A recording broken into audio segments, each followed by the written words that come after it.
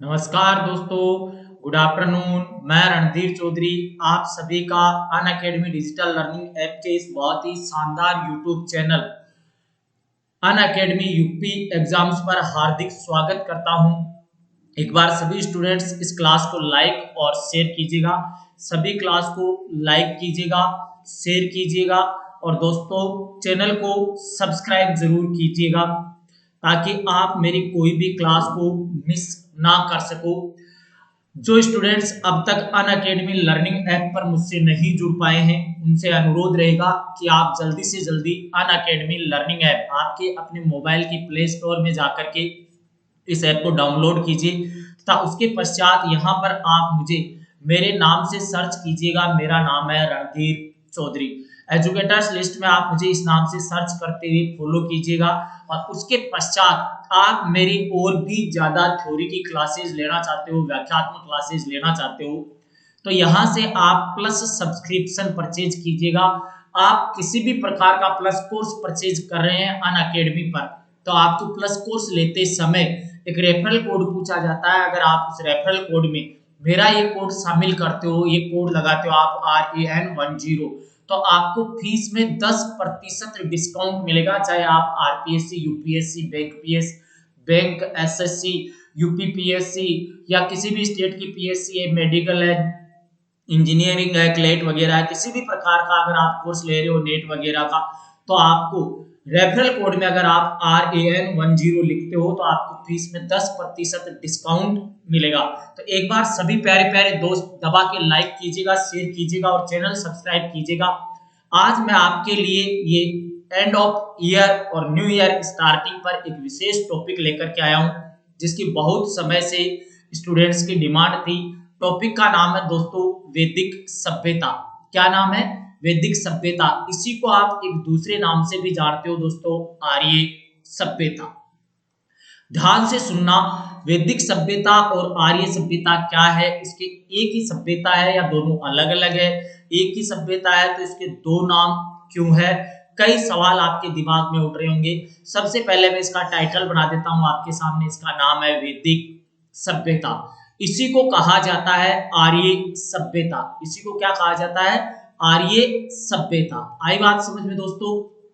तो देखना इसके बारे में, ध्यान से सुनना। ये एक ही है, वैदिक सभ्यता और आर्य सभ्यता। इसमें कोई अंतर नहीं है दोस्तों, दोनों एक ही चीज है। एक ही सभ्यता के लिए दो नाम काम में लिए गए हैं। एक ही सभ्यता के लिए दो नाम काम में लिए गए हैं। इसे वैदिक सभ्यता क्यों कहते हैं? क्योंकि ये जो समय है, ये समय वेदों पर आधारित था। वेदों की संस्कृति थी। इस समय के जो निवासी थे उनका जीवन किस संस्कृति पर आधारित था? वेदों वाली संस्कृति पर आधारित था। जो वेदों में नियम प्रावधान लिखे गए थे उस हिसाब का इनका सांस्कृतिक जीवन, राजनीतिक जीवन, आर्थिक जीवन उसी हिसाब से चलता था। इसी को कहते हैं आर्य सभ्यता। इसी को कौन सी सभ्यता कहते हैं? आर्य सभ्यता। क्यों? क्योंकि इस सभ्यता के निर्माता कौन थे? आर्य। आर्यों के द्वारा निर्मित की गई थी ये सभ्यता। आर्यों के द्वारा निर्मित थी ये सभ्यता, जिसके कारण इसे आर्य सभ्यता भी नाम दिया जाता है। अब कई चीजें आएंगी आपके सामने, अब कई चीजें आपके सामने निकल करके आएंगी।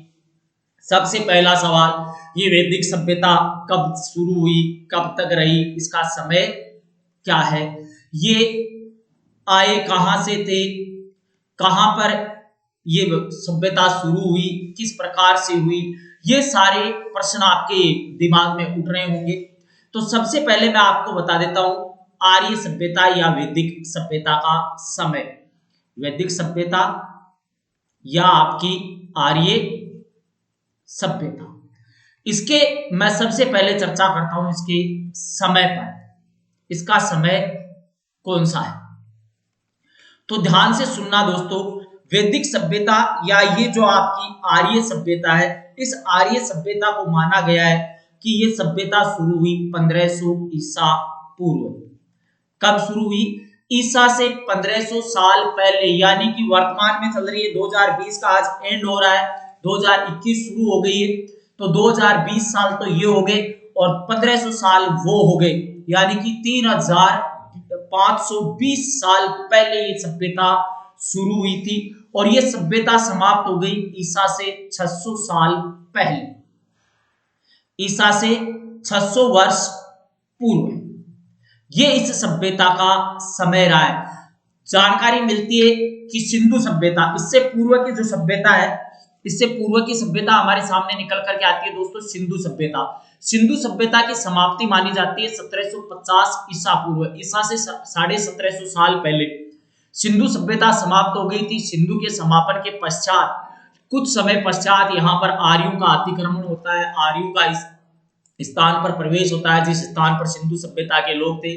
कई इतिहासकारों ने यह भी माना है कि सिंधु सभ्यता के पतन का कारण भी आर्यों का आक्रमण था, जो कुछ भी रहा हो, परंतु सिंधु सभ्यता के पतन के पश्चात यहाँ पर एक नई समृद्ध सभ्यता उत्पन्न हुई, वैदिक सभ्यता 1500 ईसा पूर्व में, और जो चली 600 ईसा पूर्व तक।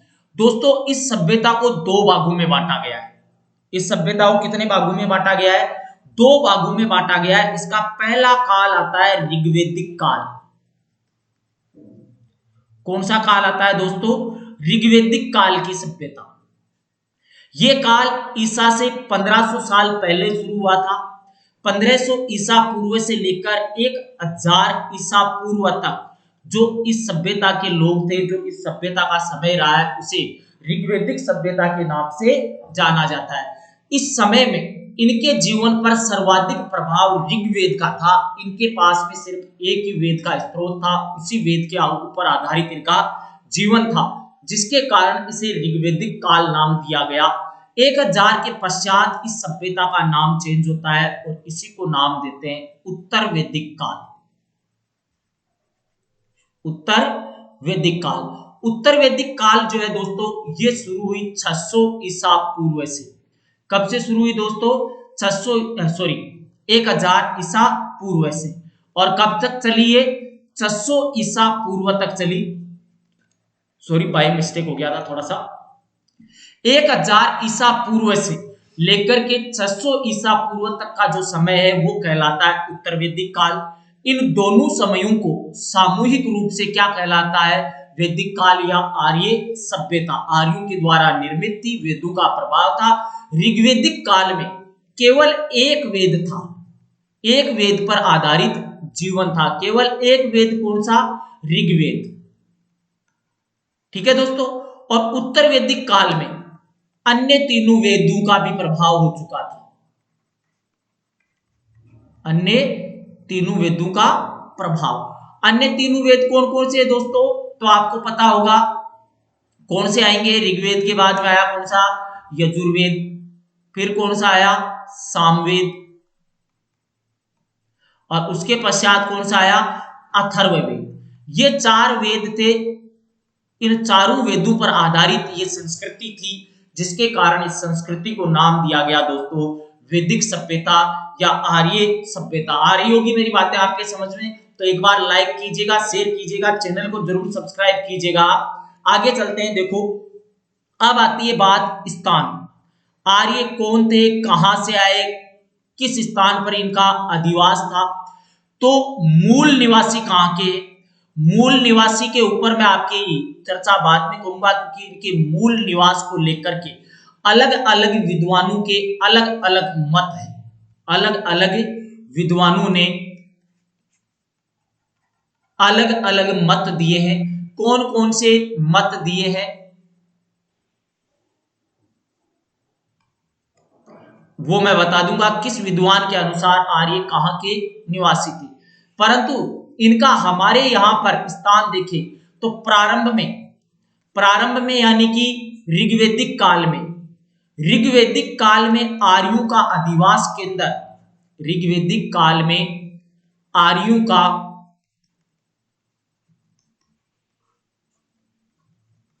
अधिवास केंद्र सप्त सिंधु प्रदेश था। कौन सा प्रदेश था दोस्तों? सप्त सिंधु प्रदेश। ये सप्त सिंधु प्रदेश का मतलब आप ध्यान रखना, सप्त सिंधु प्रदेश का मतलब होगा सिंधु और उसकी सहायक नदियों के आसपास, सिंधु और उसकी सहायक नदियों के आसपास।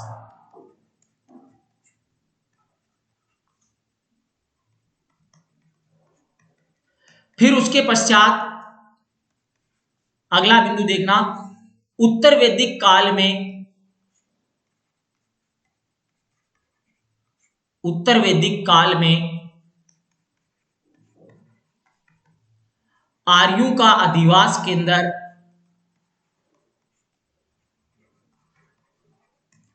आर्यों का अधिवास केंद्र सप्त सिंधु प्रदेश से आगे गंगा यमुना के दोआब तक फैल गया था। गंगा यमुना का दोआब आपको पता है, गंगा और यमुना कहां मिलती है? इलाहाबाद में। तो वहां तक पहुंच गया है, गंगा यमुना के दोआब तक पहुंच गया था। गंगा यमुना के दोआब तक पहुंच गया था। ध्यान रखना दोस्तों इस चीज के बारे में। फिर उसके पश्चात ध्यान देना आर्यों के बारे में। आर्य मूल रूप से भारत के निवासी नहीं है। कुछ विद्वान अभी मानने लगे हैं हाल ही के समय में कि ये भारत के ही थे, परंतु ऐसा माना जाता है कि आर्यों का भारत में प्रवेश, आर्यों का भारत में प्रवेश हिमालय के खैबर दर्रे से हुआ था। हिमालय के खैबर दर्रे से हुआ था। बहुत बार परीक्षा में आया हुआ प्रश्न है। खैबर दर्रा जो है इसके बारे में प्रश्न सीधा सीधा पूछा जाता है। आर्यों ने भारत में प्रवेश किस दर्रे की सहायता से किया था? खैबर दर्रे की सहायता से। याद रखना दोस्तों, खैबर दर्रा वर्तमान में कहां पर है? हिमालय के कौन से क्षेत्र में? पाकिस्तान वाले क्षेत्र में स्थित है। यहां से आर्यों ने प्रवेश किया था। दोबारा देख लेना, एक बार इसको समझने की कोशिश करना। वैदिक सभ्यता या आर्य सभ्यता, वेदों पर आधारित इनका जीवन था, जिसके कारण इसे वैदिक संस्कृति कहा गया है। आर्यों के द्वारा इस सभ्यता का निर्माण किया गया था, जिसके कारण इसे आर्य सभ्यता कहा जाता है। इस सभ्यता का समय अगर देखा जाए तो ये सभ्यता ईसा से 1500 साल पहले प्रारंभ हुई थी और ईसा से 600 साल पहले समाप्त हो चुकी थी। इस सभ्यता को दो भागों में बांटा गया है। इसका पहला भाग आता है ऋग्वैदिक काल। ऋग्वैदिक काल 1500 ईसा पूर्व से 1000 ईसा पूर्व तक चला था। इस काल में केवल एक ही वेद, ऋग्वेद का इनकी संस्कृति, इनके जीवन पर प्रभाव था। दूसरा जो काल आता है वो उत्तर वैदिक काल होता है। उत्तर वैदिक काल 1000 ईसा पूर्व से लेकर के 600 ईसा पूर्व तक चला था। इस समय में बाकी के तीनों अन्य वेदों का प्रादुर्भाव भी हो चुका था। इनकी संस्कृति पर तीनों वेदों का प्रभाव भी पड़ना शुरू हो गया था, जिसके कारण इसे उत्तर वैदिक काल कहते हैं। इन्हीं दोनों भागों को सामूहिक रूप से मिलाकर के इसे क्या नाम दिया गया है? वैदिक सभ्यता।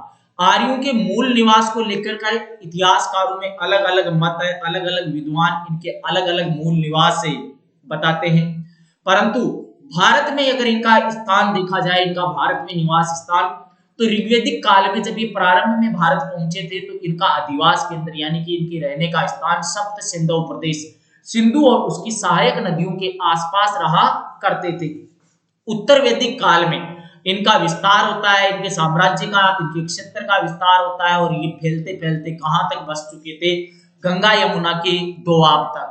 आर्यों के भारत में प्रवेश के बारे में प्रश्न आता है कि आर्यों ने भारत में प्रवेश किस प्रकार से किया, कौन से रास्ते से आए? तो दोस्तों ध्यान रखना, खैबर दर्रे से इन्होंने भारत में प्रवेश किया था। समझ में आई दोस्तों मेरी बात इतनी? अगर समझ में आई है तो एक बार लाइक कीजिएगा, शेयर कीजिएगा दोस्तों, और चैनल को सब्सक्राइब करना ना भूलिएगा दोस्तों।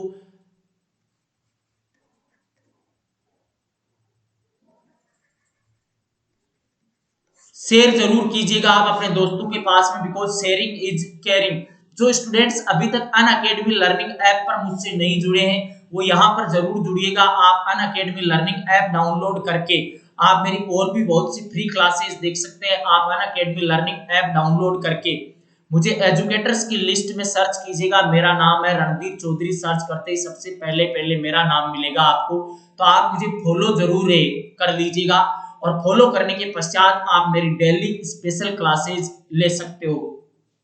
ठीक है दोस्तों, स्पेशल क्लासों के अलावा यहाँ पर मैंने मेरा प्लस कोर्स भी लॉन्च कर रखा है। उम्मीद करता हूँ आपको मेरी स्पेशल क्लासेज यहाँ यूट्यूब की थ्योरी की क्लासेज पसंद आती होगी।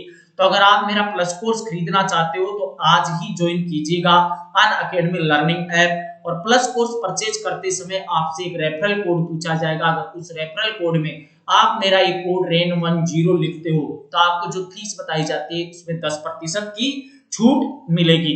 तो ये थी इनकी जानकारी। अब आगे चलते हैं। अब सबसे पहले हम जानकारी लेते हैं अलग अलग विद्वानों के अनुसार आर्यों का मूल निवास। आर्यों का मूल निवास, आर्य कहां के निवासी थे और कहां पर बसे थे जाकर के, कैसा इनका जीवन काल था, उसके बारे में जानकारी सारी लेंगे आज। सबसे पहले आए कहां से। आर्यों के मूल निवास के बारे में सर्वाधिक मान्य मत जिस विद्वान ने दिया है उसका नाम है मैक्स मुलर। मैक्स मुलर का मानना है कि आर्य मध्य एशिया से उठकर के आए थे। मध्य एशिया के कौन से क्षेत्र से उठकर आए, तो इनका मानना है कि ये बैक्टीरिया प्रांत से आए थे। कौन से प्रांत से आए थे दोस्तों, बैक्टीरिया प्रांत से आए थे। दूसरा, जाने से पहले सबसे पहले इसी को क्लियर कर लेना, यह सर्वाधिक मान्य मत है। यह सर्वाधिक मान्य मत है। अगर आपकी परीक्षा में सिंपल सा प्रश्न आ जाता है कि आर्यों का मूल निवास स्थान कौन सा था, तो आपको एक ही उत्तर देके आना है दोस्तों, मध्य एशिया। क्योंकि सभी इतिहासकार आर्यों के निवास स्थान के बारे में इसी मत को मानते हैं। दूसरा, आर्यों की उत्पत्ति का या आर्यों के मूल निवास के बारे में मत दिया है गाइल्स ने। किसने दिया है, इतिहासकार गाइल्स ने। गाइल्स का कहना है कि आर्यों का मूल निवास हंगरी प्रदेश था। कौन सा, हंगरी क्षेत्र या हंगरी के थोड़ा सा आगे डेन्यूब नदी घाटी से उठकर आए थे। कौन सा बताया है, हंगरी या डेन्यूब नदी घाटी। तीसरा मत आगे देखिएगा, पेंका और हर्ट ने दिया है। तीसरा मत विद्वान हुए, इतिहासकार हुए पेंका और हर्ट। इनका मानना है कि आर्य मूल रूप से कहां के निवासी थे दोस्तों, जर्मनी के निवासी थे। फिर उसके पश्चात अगला मत इनकी उत्पत्ति के बारे में दिया है नेहरिंग ने। नेहरू ने नहीं, नेहरिंग, इतिहासकार नेहरिंग। और गार्डन चाइल्ड, गार्डन यानी बगीचा और चाइल्ड यानी बच्चा, बच्चा चाइल्ड, गार्डन चाइल्ड और नेहरिंग का मत है कि ये लोग उठकर आए थे दक्षिणी रूस से। कहां से उठकर आए थे, दक्षिणी रूस से। फिर इनकी उत्पत्ति के बारे में अगला मत निकल करके आता है बाल गंगाधर तिलक का। ये भी आपको परीक्षा में तकलीफ दे सकता है, यहां से भी आपके लिए एक प्रश्न बन सकता है। बाल गंगाधर तिलक ने आर्यों का मूल निवास स्थान माना है उत्तरी ध्रुव। लाइक करते रहिएगा, आप शेयर करते रहिएगा। लाइक्स और शेयर में कमी नहीं आनी चाहिए, ये आपका काम है, लाइक करना और शेयर करना। अच्छे से अच्छा, सबसे अच्छा पढ़ाना, ये मेरा काम है।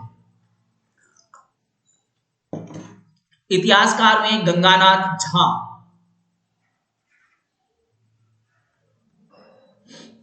गंगानाथ झा, झा साहब का मानना है कि आर्यों का मूल निवास ब्रह्म ऋषि प्रदेश था। आर्य कहां से उठकर के आए हैं, ब्रह्म ऋषि प्रदेश से। फिर उसके पश्चात डॉक्टर संपूर्णानंद ने, डॉक्टर संपूर्णानंद, इनका मानना है कि आर्य मूल निवासी भारत के ही थे। इनका मूल निवास स्थान सप्त सिंधु प्रदेश था। संपूर्णानंद आर्यों का मूल निवास स्थान कौन सा मानता है दोस्तों, सप्त सिंधु प्रदेश ही मानता है। फिर उसके पश्चात आगे चलिए, दयानंद सरस्वती जी, आर्य समाज के संस्थापक, भारत के महान समाज सुधारक दयानंद सरस्वती जी का मानना है कि आर्य जो है इनका मूल निवास स्थान, आर्यों का मूल निवास स्थान दयानंद सरस्वती जी ने जो बताया है वो बताया है तिब्बत। कौन सा बताया है दोस्तों, तिब्बत बताया है।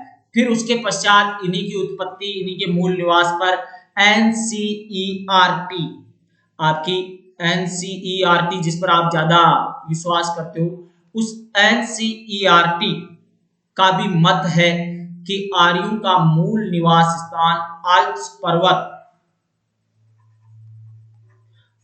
पर्वत के पूर्व में,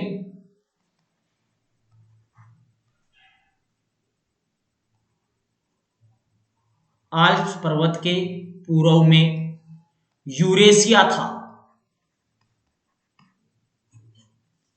तो फिर अगला मत आर्यों की उत्पत्ति पर, आर्यों के मूल निवास स्थान पर राजबली पांडे, इतिहासकार राजबली पांडे, आपके लिए ज्यादा हो रहा होगा ये मैटर, पर आप टेंशन मत लेना, ज्यादा नहीं है, मैं आपको बता पूरा रहा हूं, आपके टू द पॉइंट एग्जाम में कौन कौन से इंपॉर्टेंट है उनकी बात कर देंगे।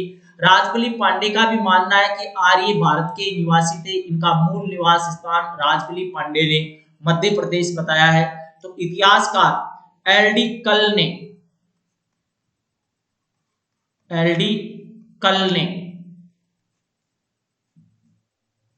कश्मीर बताया है। क्या बताया है?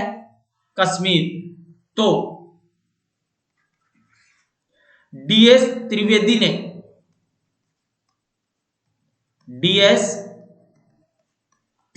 ने इनका मूल निवास स्थान देविका प्रदेश बताया है। देविका प्रदेश जिसे आजकल अब किस नाम से जानते हैं? मुल्तान के नाम से जानते हैं। ये 12 अलग अलग इतिहासकारों के अलग अलग मत निकल करके आए हैं आर्यों की उत्पत्ति पर, तो इनको दोबारा से देखना और मैं आपको बताता हूं कि इनमें से कौन सा सबसे इंपॉर्टेंट है। आर्यों की उत्पत्ति का सबसे इंपॉर्टेंट मत कौन सा है? तो सबसे पहला इंपॉर्टेंट जो सबसे ज्यादा बार परीक्षा में पूछा गया है वो मत है आर्यों का, कि मैक्स मुलर का मत जो है वो सबसे ज्यादा पूछा जाता है। आर्यों का मूल स्थान कहां पर था? आपको आंख बंद करके मध्य एशिया का बैक्टीरिया प्रांत चूज करना है। अगर सिंपल प्रश्न आता है, किसी इतिहासकार वगैरह को नहीं पूछता है, तो सबसे ज्यादा यही पूछा जाता है। अगर नाम दे दे कि गाइल्स के अनुसार कौन सा था, तो हंगरी या डेन्यूब नदी घाटी, पेंका और हर्ट के अनुसार जर्मनी है, नेहरिंग और गार्डन चाइल्ड के अनुसार दक्षिणी रूस है। तो बाल गंगाधर तिलक ने इनका निवास स्थान बताया है कहां पर? उत्तरी ध्रुव है। जो यहाँ पर मोस्ट है उनमें पहला मैक्स मुलर का है और दूसरा मोस्ट क्वेश्चन जो बनता है यहाँ से बाल गंगाधर तिलक का बनता है। बाल गंगाधर तिलक ने आर्यों का मूल स्थान बताया है कि ये लोग उत्तरी ध्रुव से उठ करके आए थे। फिर उसके पश्चात ध्यान से सुनना एक बार, गंगानाथ झा ने बताया ब्रह्म ऋषि प्रदेश। तो डॉक्टर संपूर्णानंद का मानना है कि ये भारत के ही निवासी थे, सप्त सिंधु प्रदेश बताया है। फिर अगला इंपॉर्टेंट जो है मोस्ट आपके लिए वो है दयानंद सरस्वती। दयानंद सरस्वती के अनुसार आर्य कहां से उठ करके आए थे? भारत के पड़ोस से ही, तिब्बत से निकल करके आए थे आर्य भारत में। तो हमारी जो एनसीईआरटी है, एनसीईआरटी अकादमी है, उनका मानना है कि आर्यों का मूल स्थान आल्प्स पर्वत के पूर्व में यूरेशिया वाला स्थान था। राजबली पांडे जी है, उनका मानना है कि मध्य प्रदेश था। तो एलडी कल का मानना है कि कश्मीर इनका मूल निवास स्थान था। डीएस त्रिवेदी का मानना है कि देविका प्रदेश मुल्तान, जो आजकल पाकिस्तान में किसी समय में भारत का हिस्सा हुआ करता था, तो इनका मानना है कि ये मुल्तान से निकल करके आए थे। अब ये अलग अलग इतिहासकारों के मत है, इनमें आपको मैंने सबसे इंपॉर्टेंट ये 4 बता दिए। एनसीईआरटी को याद रखना है, दयानंद सरस्वती को याद रखना है, मैक्स मुलर साहब को याद रखना है और बाल गंगाधर तिलक साहब को याद रखना है। ये 4 तो आपको आने ही चाहिए कि किसने आर्यों का मूल निवास स्थान कहां निर्धारित किया है। तो आई होगी आपकी बात समझ में आइए, तो लाइक कीजिएगा दोस्तों। ये थी आर्यों की प्रारंभिक जानकारी कि आर्य सभ्यता, वैदिक सभ्यता कब शुरू हुई, कैसे शुरू हुई, इनका निवास स्थान कहां पर था, ये कहां के निवास स्थान से आए थे उठ करके। अब हमें इस टॉपिक में आगे क्या देखना है? अब इस टॉपिक को हम आगे पढ़ेंगे दोनों भागों में बांट करके। सबसे पहले अब हम इस टॉपिक में देखेंगे ऋग्वैदिक काल। सबसे पहले हम कौन सा काल देखेंगे दोस्तों? ऋग्वैदिक काल। फिर इसी में हम देखेंगे कौन सा? उत्तरवैदिक काल। सबसे पहले हम ऋग्वैदिक काल में देखेंगे जो चीजें कौन कौन सी, इनका सामाजिक जीवन, इनका राजनीतिक जीवन, इनका आर्थिक, सांस्कृतिक, हर प्रकार का जीवन देखेंगे। वही सारी की सारी चीजें हम आगे रिपीट करेंगे किसमें, उत्तर वैदिक काल में। परंतु यहाँ पर सबसे मोटी बात यह है कि जैसा सामाजिक जीवन ऋग्वैदिक काल का था ठीक उससे उलट जाएगा किसमें, उत्तर वैदिक काल में। बहुत ही आसान है दोस्तों, बहुत ही आसान टॉपिक है ये, कोई बड़ा हार्ड टॉपिक नहीं है। मैं पढ़ाऊंगा आपको अच्छे से समझ में आएगा। आप तो बने रहिएगा डेली शाम 6 बजे मेरे साथ इस क्लास में। लाइक करते रहिएगा, शेयर करते रहिएगा, चैनल सब्सक्राइब करके बेल आइकन जरूर प्रेस कीजिएगा, घंटे का निशान दबाना मत भूलिएगा, ताकि आप हमारी कोई भी क्लास घंटा भी मिस नहीं कर पाओ। इसके अलावा फिर वही आपके साथ रिक्वेस्ट रहेगी कि जो स्टूडेंट्स मेरे साथ अनअकैडमी लर्निंग ऐप पर नहीं जुड़ पाए हैं, वो स्टूडेंट्स अनअकैडमी लर्निंग ऐप पर मुझसे जुड़िए, मुझे यहाँ पर फॉलो कीजिएगा, सर्च कीजिएगा, मेरा नाम है रणधीर चौधरी, और यहाँ पर मुझे मेरे नाम से सर्च करने के पश्चात आप मुझे फॉलो कर लीजिएगा, ताकि आप मेरी डेली की फ्री स्पेशल क्लासेज ले सको। इसके अलावा अगर आपको और ज्यादा विस्तार से थ्योरी पढ़नी है और जल्दी से जल्दी कोर्स पूरा करना है, तो आप प्लस कोर्स का सब्सक्रिप्शन लीजिए। मैंने प्लस कोर्स पर बहुत से टॉपिक पढ़ा दिए हैं आपकी इंडियन हिस्ट्री के, जो कि आपके लिए बहुत ही लाभदायक सिद्ध होंगे, आपके यूपी टेट, सुपर टेट। इसके अलावा जितने भी एग्जाम्स जिसमें इंडियन हिस्ट्री का पोर्शन आता है, उनसे रिलेटेड लगभग टॉपिक्स में पढ़ा चुका हूं। तो आप वहां पर जुड़िएगा, प्लस कोर्स लीजिएगा। जिसको भी प्लस कोर्स का इंटरेस्ट है वो हम तक संपर्क करें, मुझ तक जुड़े, मैं आप तक तुरंत पहुंच जाऊंगा। रेफरल कोड जरूर काम में लीजिएगा आप। इनवाइट कोड, स्पेशल क्लास में जाओ तो आप नए यूजर हो तो इनवाइट कोड पूछेगा, इनवाइट कोड में आपको REN10 लिखना है। अगर आप प्लस कोर्स ले रहे हो तो फीस जमा कराते समय आपसे एक रेफरल कोड पूछा जाएगा, जिसमें भी आप REN10 लिखे, ताकि आपको फीस में 10% डिस्काउंट मिल सके। ठीक है दोस्तों, आप सभी के उज्जवल भविष्य की शुभकामनाओं के साथ आज मैं लेता हूं अभी विदा। आप सभी का बहुत बहुत धन्यवाद, आप सभी मेरे साथ जुड़े, आपको पढ़ा करके बहुत अच्छा आनंद आया। कल शाम ठीक 6 बजे हम फिर मिलेंगे इसी चैनल पर, इसी एपिसोड का अगला पार्ट लेकर के, इसी धारावाहिक का अगला एपिसोड लेकर के। तब तक के लिए tata bye bye, Ram Ram.